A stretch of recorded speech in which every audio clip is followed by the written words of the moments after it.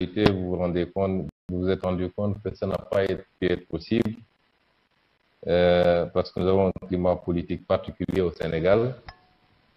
Et je pense que nous avons un vis-à-vis qui peine à se relever d'une défaite politique et on essaie de rattraper par des mesures judiciaires injustifiées et inutiles d'ailleurs, parce que cela ne nous empêche pas aujourd'hui de pouvoir, par la magie de l'Internet, de pouvoir échanger avec vous tous. En tout cas, vous dire que nous sommes très honorés par cette invitation que je considère être celle du peuple togolais. Et nous sommes très honorés également de pouvoir échanger brièvement avec toutes ces sommités. Je serai beaucoup moins long que M. Zinsou, que je salue au passage, et vous dire que nous sommes très honorés, pour dire vrai, parce que ces débats doivent se tenir. Ils doivent se tenir parce qu'il y a énormément de suspicions autour de la question de la monnaie sous-régionale et particulièrement du CFA devenu ECO. Il y a énormément de suspicions. La preuve, quand j'ai annoncé ma décision de me rendre à Lomé, j'ai reçu des interpellations de toutes parts.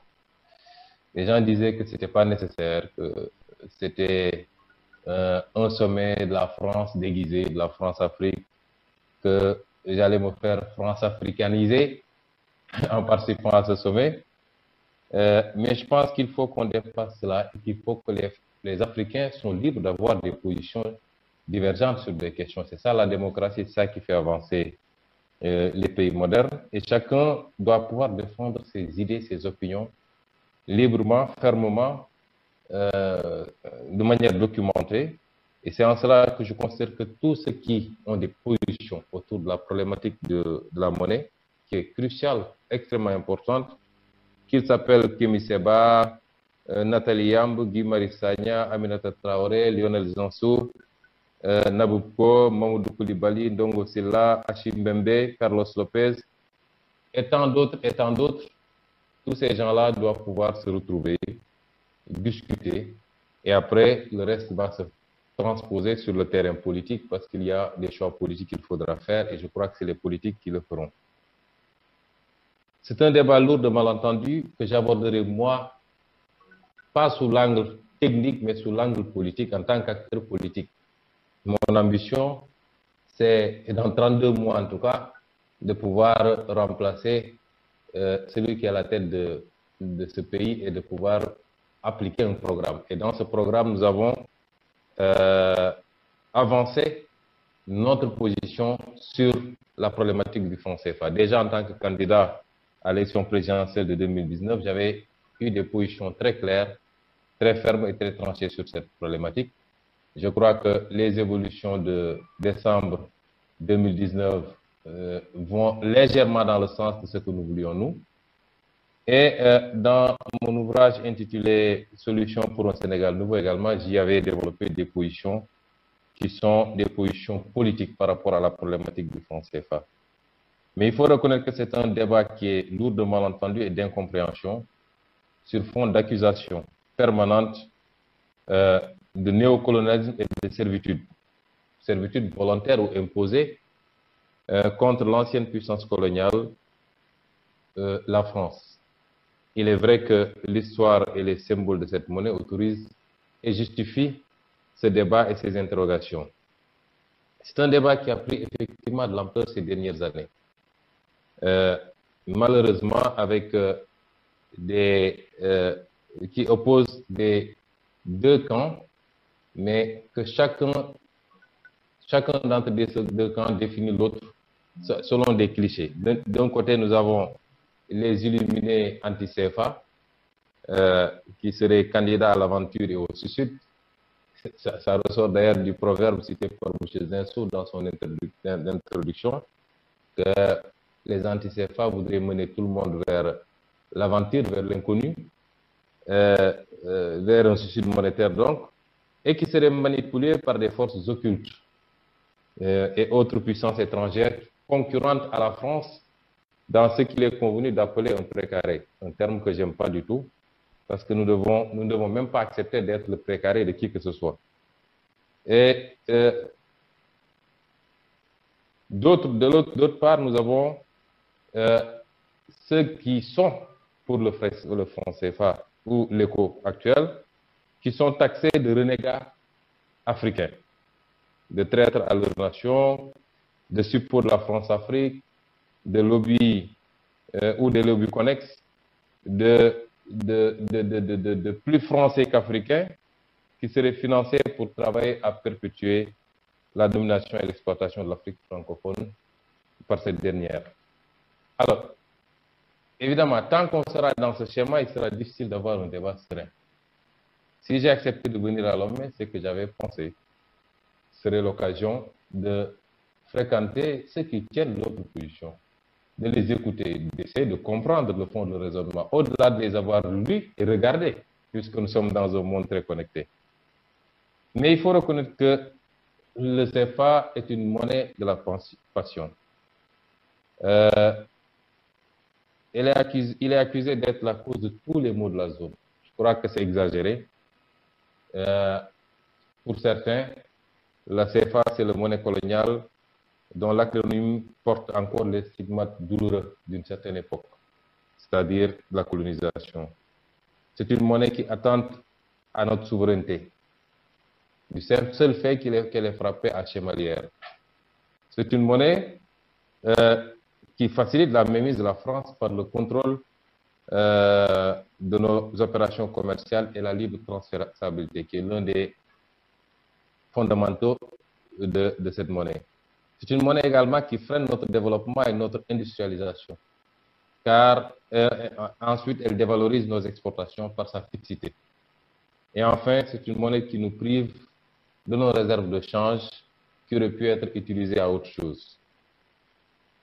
Il faut remarquer quand même que la plupart de ces griefs sont fondés, pour ce qui nous concerne, nous le croyons, et méritent une attention, même si certaines sont accessoires, totalement accessoires par rapport au fond du débat, et polluent un débat qui est beaucoup plus sérieux.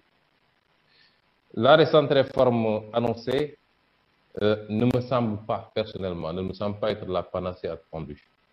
Elle reste relativement cosmétique et ne touche pas aux vrais enjeux de la question monétaire pour l'Afrique de l'Ouest.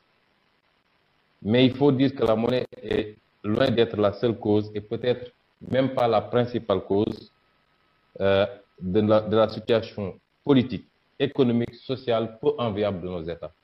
On ne peut pas quand même faire endosser à la monnaie la faiblesse de notre contrôle d'échange, par exemple. On ne peut pas lui faire endosser la quasi-absence de rapatriement de nos devises.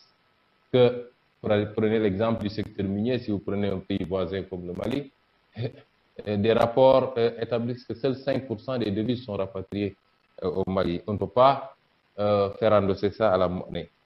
La monnaie n'est pas responsable du pillage consenti des ressources naturelles de nos États, avec des autorités politiques qui signent tout et n'importe quoi à l'encontre des intérêts de leur pays. On ne peut pas faire endosser ça à la monnaie. La monnaie n'est pas responsable de la corruption et des détournements de deniers publics qui foisonnent dans nos pays.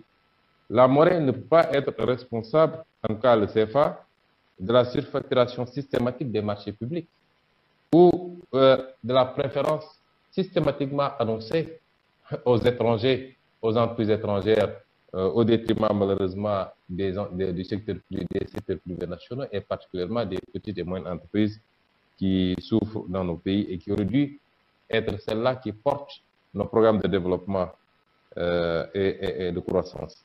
La monnaie n'est pas responsable de la mauvaise définition des priorités d'investissement. Que nous soyons, que nos chefs d'État fassent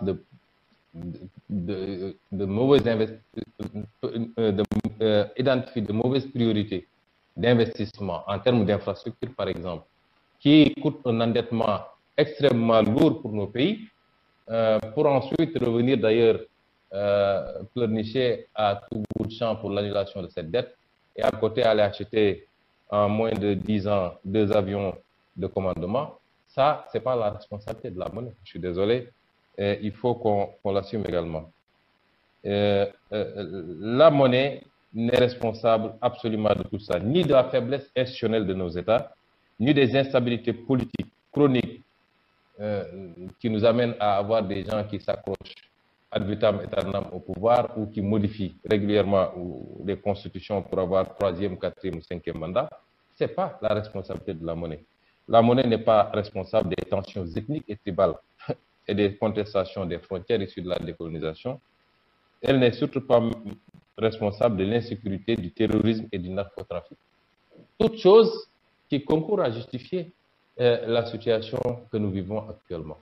Mais nous devons avoir le même raisonnement dans l'autre sens. C'est-à-dire, il ne faut pas aussi que nous considérions que tous les problèmes qui arrivent aux pays qui ont leur propre monnaie en Afrique sont liés à la monnaie. Et j'ai l'impression que quelquefois, il y a une manière insidieuse, pour ne pas dire vicieuse, de traiter ces questions-là. Tantôt, tous les pays qui ont des problèmes, il faut voir, c'est parce qu'ils ont une monnaie à eux. Et quand des pays qui ont leur propre monnaie s'en sortent très bien, on dit que ce n'est pas forcément la monnaie, c'est lié à d'autres facteurs. Moi, je pense qu'il faut qu'on soit cohérent sur ces problématiques-là et reconnaître que nous ne pouvons pas détacher la question monétaire de toutes les autres questions qui tournent autour de la gouvernance de nos États, mais c'est un levier important qui peut justifier un certain nombre de choses.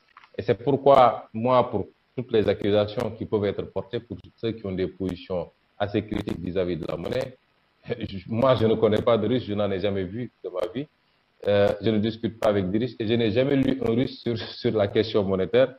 Mais je peux dire simplement que il faut instaurer le débat dans la sérénité et dans le respect mutuel, parce que dans le camp des anti-CFA, il n'y a pas seulement qu'une jeune génération qui, au-delà du CFA, pose énormément, de la monnaie pose énormément d'autres problématiques par rapport à la gestion de nos ressources naturelles, par rapport à la gouvernance de nos États, etc., etc.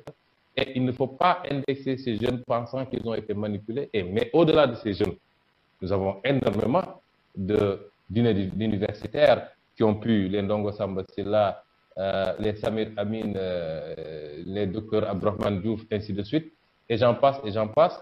Vous ne pouvez pas réduire tous ces gens-là à un groupe de personnes manipulées ou qui ne comprennent rien aux enjeux. Je pense qu'il faut poser le débat de manière beaucoup plus sereine, des deux côtés, et apprendre à s'écouter et à se comprendre. Par rapport à la thématique elle-même, du CFA à l'éco, quelle monnaie pour quel développement en Afrique de l'Ouest? C'est un sujet très ouvert. On n'a pas dit la zone UEMOA, on a dit Afrique de l'Ouest. Mais dans le développement, et c'était ça la crainte de beaucoup de participants qui ont finalement renoncé à y venir, c'est que c'était un habillage pour justement recentrer le débat autour du CFA, de l'éco-CFA, et de le faire passer comme lettre à la poste par rapport à l'éco-CEDEAO qui était en gestation. Alors, l'Afrique de l'Ouest, prise comme ensemble, renvoie à la CEDEAO. Si on dit l'Afrique de l'Ouest de manière simple, c'est la CEDEAO, ce n'est pas l'UEMOA. L'UEMOA est un sous-ensemble de l'Afrique de l'Ouest. Mais le cadre qui regroupe en tout cas toutes les entités de l'Afrique de l'Ouest, je crois à l'exception peut-être de la Mauritanie, ce cadre-là, c'est la CEDEAO. Ce cadre recoupe des réalités monétaires et des options politiques de développement qui sont différentes. Il y a les pays qui ont en commun le CFA ECO et qui sont au nombre de 8, je crois, et les autres qui ont chacun leur propre monnaie. Mais nous avons dit quelle politique, quelle monnaie pour quel développement. Si on prend l'échelle de la CEDEAO, la dynamique communautaire de la CEDEAO se fixe comme objectif d'atteindre une croissance économique inclusive. C'est ça qui est dit dans les documents, et durable, qui produise un développement réel et tangible des populations ouest-africaines. C'est le même objectif d'ailleurs que l'UEMOA. La CEDEAO dégage pour cela en urgence un certain nombre de priorités. Celle de l'emploi, particulièrement des jeunes et des femmes, mais qu'elle compte atteindre par un certain nombre de leviers, parmi lesquels l'industrialisation le retour de la sphère publique dans la dimension de pilote de l'intérêt général, ainsi de suite, ainsi de suite. La deuxième urgence, c'est une croissance économique durable et inclusive. Inclusive, c'est extrêmement important. On parle souvent de croissance et on nous vend toujours la croissance des pays de la zone UEMOA, qui est une croissance assez soutenue et assez importante depuis plusieurs années, mais qui n'impacte pas fondamentalement sur la rupture, qui est également un des objectifs prioritaires, infrastructures matérielles comme immatérielles. Il y a le développement de l'agriculture, avec tout ce qu'on pense pouvoir faire, aussi bien pour l'agrobusiness que l'agriculture familiale. Et il y a enfin l'objectif d'une meilleure intégration régionale des pays de la CEDEAO. Et c'est en cela que la CEDEAO avait considéré que la monnaie, une monnaie régionale, devait pouvoir faciliter tout cela. Dans l'extrait du rapport d'ailleurs CFA-ECO, il est dit que la politique monétaire de la région doit être en phase avec la politique économique, ce qui est tout à fait normal. La politique économique de développement des pays et de la région dans son ensemble. L'adéquation de l'instrument monétaire à la finalité économique étant à la base du projet de création de l'ECO. Ensuite, que l'ECO-CEDEAO, qui est en douloureuse gestation malheureusement depuis les années 80 et qui n'a pas pu respecter les différentes échéances qui étaient fixées, et cet ECO devrait faciliter les échanges commerciaux et financiers, réduire le coût des transactions financières entre des pays et renforcer la concurrence. Et enfin, que l'ECO devait, à défaut de garantir une meilleure intégration régionale des pays de la CEDEAO, il devait au moins avoir un rôle moteur en facilitant un véritable fédéralisme budgétaire, les échanges commerciaux ainsi que la circulation des personnes, des biens, des services et des capitaux. C'est un vaste programme et un grand rôle qu'on envisage de faire jouer à l'ECO-CEDEAO. Quelle que soit l'option retenue, que ce soit l'ECO comme simple prolongement du franc CFA, ce qui semble être l'option de tous les panélistes, en tout cas des organisateurs de ce panel, pour des raisons que nous connaissons, que ce soit l'ECO réel, l'ECO Naira, l'autre version de l'ECO, ou l'ECO monnaie commune, mais pas unique. Quelle que soit l'option retenue, la CEDEAO devrait être gérée par une banque centrale fédérale et fixée. La monnaie devait être fixée non pas à l'euro, mais à un panier de devises, euro, dollar, etc., etc. Alors, nous considérons que c'est un projet noble, c'est un projet ambitieux, corrélé à l'ambition politique que nous avons, nous, en tant que panafricanistes, mais surtout en tant que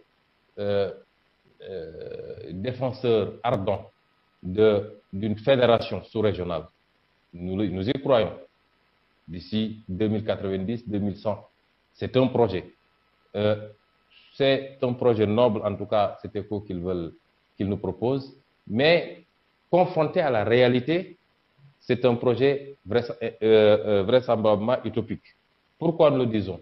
Nous considérons que le projet de la CEDEAO s'inspire du projet de la zone euro, totalement, alors que les réalités sont totalement différentes. Nous aurons énormément de problèmes et de difficultés à converger. D'ailleurs, toutes les échéances qui n'ont pu être respectées le montrent. Nous avons des pays que je ne citerai pas ici, qui sont à un niveau d'inflation extrêmement important. D'autres sont à un niveau de déficit extrêmement important. Il est évident que nous allons avoir énormément de problèmes à atteindre les critères de convergence pour aller vers cet ECO. Sinon, il faudra s'attendre à ce que ces pays-là lancent des programmes d'austérité. C'est le cas de beaucoup de pays que je ne vais pas citer qui sont dans le texte. Ensuite, pour que ces pays-là descendent sous les 5% du taux d'inflation, ils vont devoir mettre en place eux aussi des politiques d'austérité qui vont certes diminuer l'inflation, mais qui vont augmenter leur dette publique. Est-ce que ces pays sont prêts pour ces sacrifices? Je ne crois pas, tout de suite et maintenant. La deuxième inquiétude, c'est que pour avoir une monnaie unique, il faut un taux d'échange important entre les pays de la même zone. Je crois que lorsque la zone euro se créait, les pays avaient un volume d'échange, un taux d'échange de 60% entre eux. Ici en Afrique, on a du mal à atteindre les 10%. L'échange intra-zone est extrêmement faible pour qu'on puisse aller valablement vers cela. Et enfin, il me semble être extrêmement délicat d'aller vers ce modèle en l'absence d'un souverain. C'est pourquoi tantôt j'ai parlé du projet politique, c'est-à-dire d'un projet fédéral. Il me semble extrêmement délicat d'y aller. Qui jouera le rôle que joue aujourd'hui l'Allemagne? Ce n'est certainement pas le Nigeria qui a les problèmes que nous savons, et je crois que le précédent orateur l'a rappelé. Et nous ne pouvons pas prendre le risque de sortir d'une monnaie critiquée pour son manque de souveraineté pour tomber vers une situation beaucoup plus dramatique avec moins de garanties que ce qu'on peut avoir avec la France, quelles que soient les critiques que nous formulons par ailleurs. Alors, la seconde zone, c'est la zone UEMOA, qui nous concerne particulièrement, qui regroupe les 8 pays que nous avons ensemble et qui ont en commun l'usage de la langue française et le même héritage colonial. Ces pays ont bâti un substrat a priori exogène, une union économique et monétaire soutenue par des institutions, des critères et des mécanismes d'intégration. Ces objectifs de développement sont les mêmes que ceux que j'ai cités tantôt pour la CEDEAO. Au plan monétaire, la zone UEMOA tient une monnaie unique à ses États membres, le franc CFA, devenu ECO, co-géré avec l'ancienne puissance coloniale. Coopération qui repose sur les 4 fondamentaux, les 4 principes fondamentaux que nous connaissons: garantie de convertibilité, fixité de la parité, libre transférabilité, centralisation des réserves au niveau du trésor français.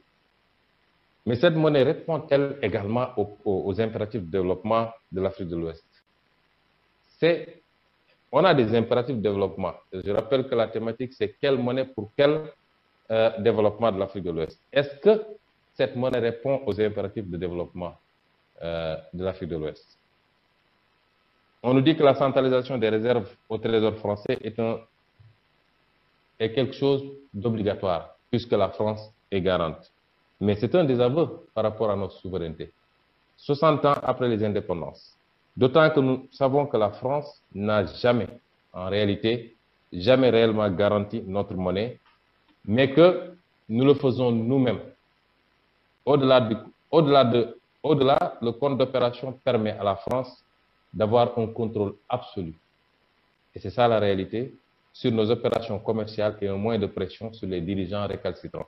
Je crois que le président Laurent Gbagbo l'a éprouvé en 2011 parce qu'il y a cet outil qui permet d'asphyxier les dirigeants récalcitrants. Même si l'accord d'Abidjan du 21 décembre 2019 a prévu la fin de la centralisation des réserves de change pour les États de l'UEMOA, qu'est-ce que ça change fondamentalement? Et je crois que je poserai cette question aux spécialistes, parce qu'on a l'impression que c'est simplement un changement de ligne. Peut-être le doyen Zensou ou d'autres me donnent la réponse, un changement de ligne du Trésor français et donc du contribuable français vers la Banque de France. La libre transférabilité, limitée aux opérateurs français, accorde une facilité indue à ceux-ci, et cette libre transférabilité couplée à d'autres instruments, notamment les conventions fiscales de non-double imposition, mais également l'APE éventuel, constitue l'arsenal de mise sous coupe réglée de nos économies.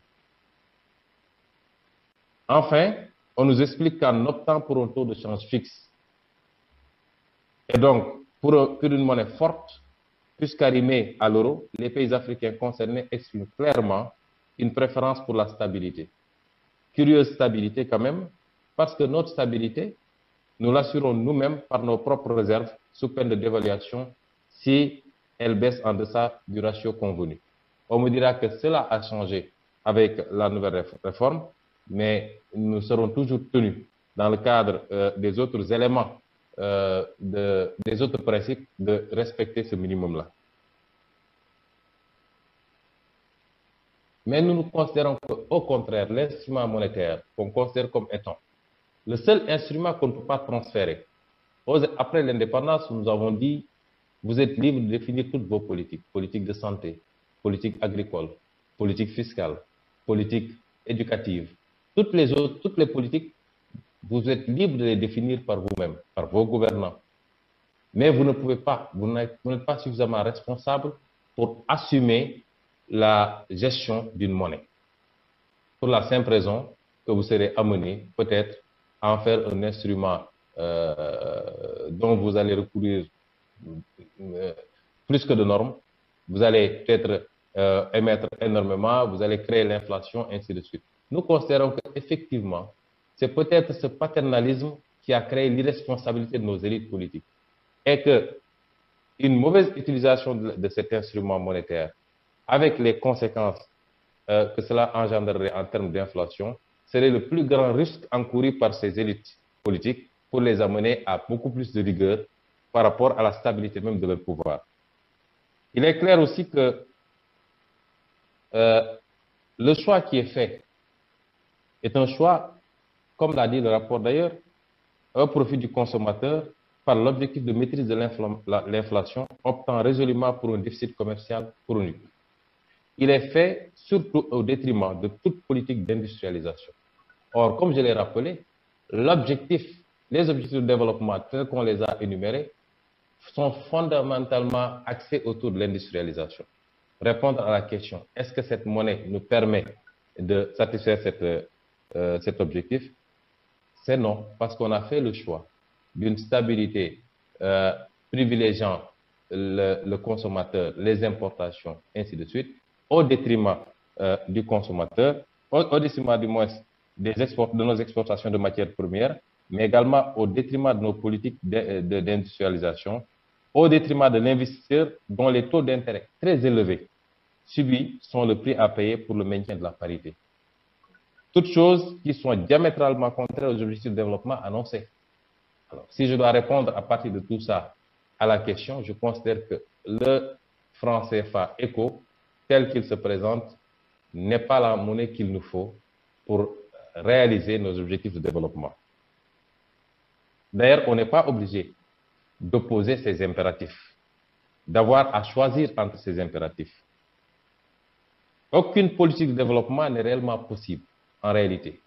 À notre avis, s'il occulte le levier monétaire à côté des autres leviers, notamment budgétaires, dans le cadre du policy mix. Or, actuellement, nous sommes privés de ce policy mix parce que nous n'avons pas la possibilité de développer une politique monétaire. Souvent, j'entends dire qu'on fait de mauvaises critiques au franc CFA par rapport à la flexibilité.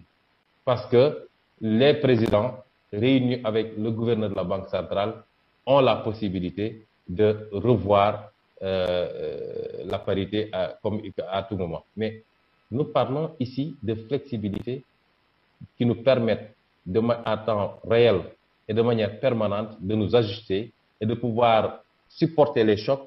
On ne parle pas d'un constat qui peut subvenir tous les 2 ans, tous les 3 ans et qui nous amène à dire nous allons dévaluer.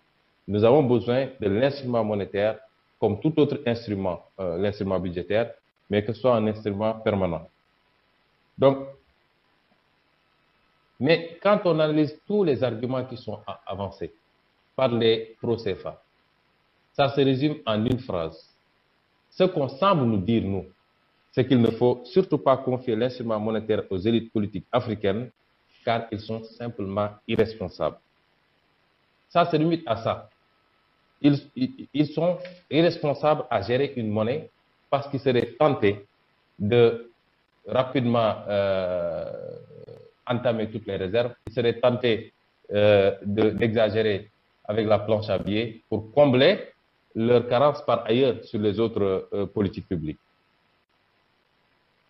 Nous considérons que s'il est vrai que avec tout ce qui se passe avec nos autorités gouvernementales du moins, tout ce qui se passe en termes de gestion de nos ressources naturelles, en termes de gestion de nos ressources budgétaires, en termes de gestion de nos ressources fiscales, où on peut se permettre d'accorder des exonérations à tout moment ou d'annuler des dettes fiscales à tout va, à avec tout ce qui se passe dans tous les autres secteurs, il y a de quoi nourrir ces inquiétudes-là. Et nous les partageons avec tout le monde.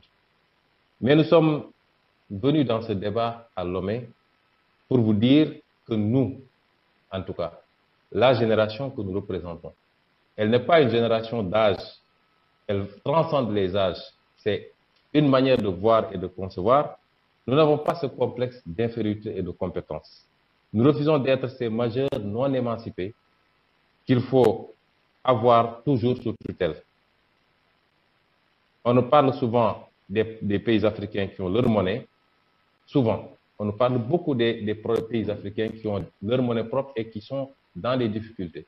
Mais on ne nous parle pas beaucoup de ceux qui, aujourd'hui, se portent très bien avec leur monnaie, que ce soit en Afrique du Nord ou même en Afrique noire. Donc, je pense que nous en appelons à un renouvellement, à une renaissance doctrinale, comme disait l'autre, qui doit considérer tous les leviers budgétaires comme monétaires, tous ces leviers comme des instruments souverains de l'État, de nos États, qui doivent servir exclusivement à la réalisation de nos objectifs de développement. Après, le débat technique sur est-ce que ça doit être un instrument de planification de développement ou de transformation structurelle de l'économie, est-ce que ça doit être un instrument de planification du financement des besoins en biens et services publics pour appuyer les secteurs privés nationaux, ou est-ce que ça doit être mixte? Ce débat-là, il peut être ouvert et nous, en tant qu'acteurs politiques, nous sommes disposés à vous écouter tous, vous les techniciens de ces questions-là, mais nous tenons à réitérer, je le dis encore une fois, que tous ces leviers-là doivent être des instruments souverains de l'État qui doivent servir exclusivement à la réalisation des objectifs du développement. Donc nous sommes avec vous à Lomé pour dire que nous ne sommes plus disposés à être sous la coupe de personne, de qui que ce soit. Ce n'est pas de l'orgueil mal placé, le terme est revenu tout à l'heure, c'est de la dignité patriotique, adossée à un examen lucide et documenté des facteurs. Soit on est indépendant, soit on ne l'est pas. Soit on marche par nous-mêmes, soit on ne mérite pas d'être indépendant. C'est vrai que l'Afrique est à la croisée des chemins. Les yeux du monde entier sont rivés sur elle. L'Afrique est la probable unique locomotive de la croissance mondiale des prochaines décennies. Cela se fera par l'Afrique elle-même, avec le monde, c'est vrai, ou alors, comme par le passé, ça se fera par le monde, mais au détriment de l'Afrique, et sur le sol africain en plus. Pour parer à la dernière hypothèse, nous devons en finir avec le modèle actuel d'une croissance extraversée, portée par un endettement en devise et non en monnaie locale. Mais le franc CFA, le franc français ou l'euro fixe ne nous permettra jamais, ne facilitera jamais cet endettement en monnaie locale. Et excluant notre secteur privé national, notamment les PME, PMI au profit de multinationales étrangères. Il nous faut donc une politique monétaire autonome, une politique de change flexible pour corriger nos erreurs de choix économiques et absorber nos chocs extérieurs. Tout ceci couplé à une gestion vertueuse, c'est vrai, et je reviens sur ça, une gestion vertueuse, orthodoxe et transparente de nos ressources naturelles et budgétaires, des réformes politiques consolidantes et stabilisantes et un climat favorable à l'explosion de notre secteur privé national prioritairement. C'est ça qu'il nous faut. Si le seul obstacle à cela, c'est un leadership politique défaillant, il nous faut d'abord mener le combat politique pour nous débarrasser de cette élite politique qui n'est pas capable de comprendre les enjeux. On ne recrée pas la roue. Tous les pays qui ont réussi à sortir du gouffre sont passés par ces étapes-là. On ne peut pas s'en priver et penser que c'est avec justement une tutelle sur la monnaie qu'on va s'en sortir. Un taux de change fixe avec des liens monétaires carrément coupés avec la France qu'il faut assumer et tout autre État extérieur. Une auto-assurance à travers un mécanisme africain de solidarité. Est-ce que tout cela, on peut l'espérer dans les cadres communautaires CEDEAO ou UEMOA? À notre humble avis, le seul argument en faveur d'une monnaie unique serait peut-être qu'elle soit précédée d'un gouvernement unique avec un ministère des Finances fédéral capable de mener une politique de solidarité entre les pays, ce qui réglerait la question du souverain. Sous ce rapport, la question qui nous réunit aujourd'hui apparaît plus politique que technique. C'est une question qui, à mon avis, est plus politique que technique. Ce qui suppose de privilégier l'initiative politique sur l'urgence monétaire. En panafricaniste convaincu et adepte d'une fédération ouest-africaine, nous y croyons fermement. Notre histoire nous y prédispose. Rappelons que nous sommes la zone la mieux et la plus intégrée. Et que jusqu'à des siècles pas très lointains, nous avions des entités politiques, des royaumes, le Mali, le Ghana, etc., qui couvraient intégralement presque toutes ces zones-là. Nous avons quand même une histoire assez imbriquée, qu'on voit dans les zones frontalières, mais qu'on voit même au-delà des zones frontalières. Nous y croyons et nous pensons qu'il faut aujourd'hui travailler à ça et y travailler d'arrache-pied. En attendant d'y parvenir, et c'est là ma conclusion, les options restent ouvertes. Je ne voudrais pas que ma communication soit comprise comme un rejet total ou alors qu'on y décèle des contradictions entre notre option pour le fédéralisme africain, notre option pour un ensemble africain, un grand ensemble africain ou sous-régional, et les positions que nous avons prises spécifiquement par rapport au CFA, qui peut faire l'affaire si on le débarrasse d'un certain nombre de contraintes, comme je l'ai expliqué. Mais en attendant d'y arriver à cette entité politique, les options sont ouvertes. Ça part d'abord de la monnaie individuelle, que les pays, si on ne peut pas aller vers les réformes courageuses qu'il faut, et qu'on arrête de se considérer comme des mineurs ou des majeurs sous tutelle, si on ne peut pas aller vers ça, en tout cas, nous, notre option politique ne l'exclut pas que les pays reprennent leurs responsabilités monétaires en créant leur propre monnaie et adossés à une correcte et une bonne gestion de leurs économies, une bonne gouvernance de leur pays avec toutes les réformes qu'il faut au plan politique et au plan économique. Ça, c'est une option qui reste ouverte. La seconde, c'est la monnaie commune avec une unité de compte. Ça a été régulièrement agité et avancé, peut-être avec un serpent monétaire, ce qui nous ramènerait à la zone euro avant l'arrivée de l'ECOS. Je crois que c'était la zone EQ. La troisième possibilité, c'est la monnaie UEMOA, totalement libérée de la France et absolument flexible. Ça resterait à régler la question du souverain avec une banque centrale peut-être très forte, fédérale. Tout ça, c'est à examiner et à étudier. Mais cette monnaie doit fondamentalement être libérée de la présence française à tout point de vue et elle doit être une monnaie flexible pour nous permettre d'atteindre les objectifs que nous recherchons. Et enfin, continuer à affiner les convergences nécessaires à la jonction d'un fédéralisme politique avec une monnaie unique, ce qui nous permettait de poser d'une seule voix dans les instances internationales de décision.